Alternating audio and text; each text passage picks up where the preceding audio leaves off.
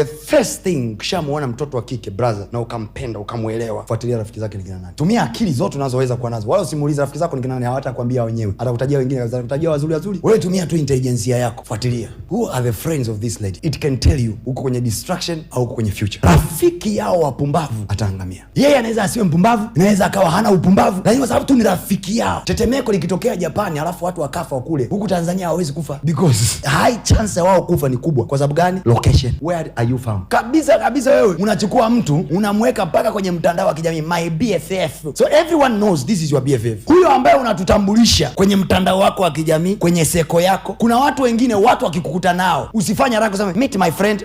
Sema tu meet Julia. Alafu nasema Julia anafanyaga kazi fulani, yuko mahali fulani pale ifishia. Sio meet my friend this, you know this is punguza utambulisho. Utambulisho wako uwe mfupi. Access is very powerful. Kuna watu ukishajiona kwa huyu karakta yake ilivyo, siwezi kwenda naye mbali. Please don't introduce him public or her public. Kaa naye chumbani. Wengine mnatokea mjuane nao huko. Kuna hiki kitu siku hizi watu wa Gen Z mnakifanya sana. TikTok. Twende wote live, nipandishe juu, nipandishe.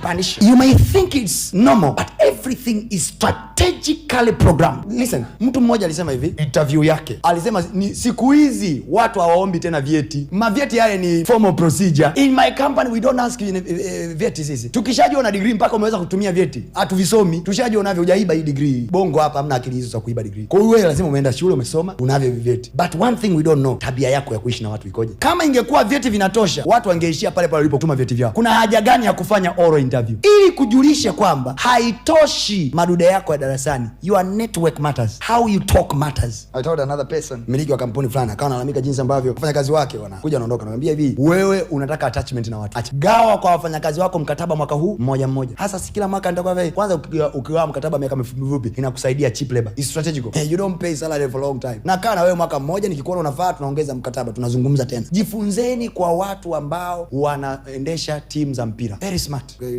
Akishakuwa unaanza kuderogate, tukuuzie wapi? Tatizo ni kwamba watu wengi mnaoajiri mnataka kutengeneza familia. This is my family, this is my family. They are not your family, they are your workers or your workmates. Mmekutania pale. Kama uamini kwamba they are not your family, subiri wapate kazi yenye mshahara mkubwa kuliko ya kwako. You are the one who think they are your family. Rafiki yao wapumbavu wanaangamia. Na ujifunze kutofautisha. Hata mimi huwa namwambiaga mke wangu, ananiuliza, "Kwani wewe who is your friend?" Namwambia, sikiliza kwa makini, utambulisho ninaotoa. There is a place I call this is my brother and there is a place I call this is my friend. Vyeo ni viwili tofauti, vina matumizi mawili tofauti. I am very sensitive in introduction. When I introduce someone, na ukiona ninaendelea zaidi na kuambia huyu tumefika naye mpaka hapa, ni kukueleza kwamba ninamfahamu mpaka hapa. Baada ya hapa tuliachana mimi na yeye. Alivyogeuka kuwa kitu kingine sijui.